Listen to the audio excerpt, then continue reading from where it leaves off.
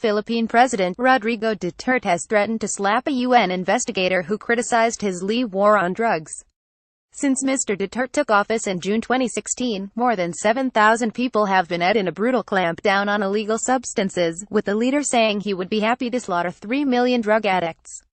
UN human rights expert Agnes Calamard has been a vocal critic of the operation and called for the establishment of a strong independent human rights institution in the Philippines.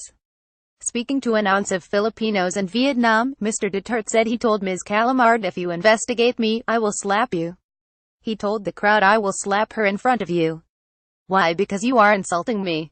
Image. Ms. Calamard described the Philippines' human rights funding as reprehensible, asking why Ms. Calamard was not more concerned with bombings and violence in the Middle East. Mr Duterte added, "What have you been doing all the time? Why are you so fascinated with drugs?"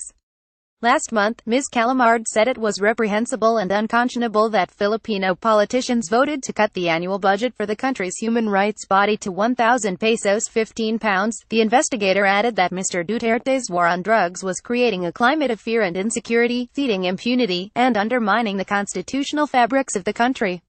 Hitting back at the claims, the Philippine president offered to host a global summit in which leaders could discuss how we can protect human rights for all.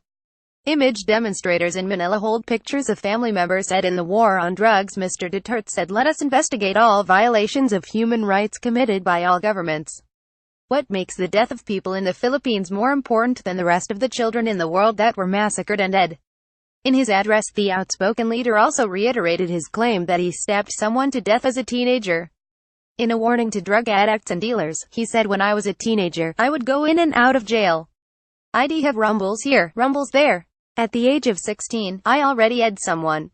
A real person, a rumble, a stabbing. I was just 16 years old. It was just over a look. How much more now that I am president?" Since the start of Mr. Duterte's clampdown, Philippine police have reported more than 3,900 drug personalities and claimed that another 2,290 in unsolved drug-related ings. Authorities insist police only in self-defense, but Human Rights Watch and Amnesty International say officers are carrying out extrajudicial ings.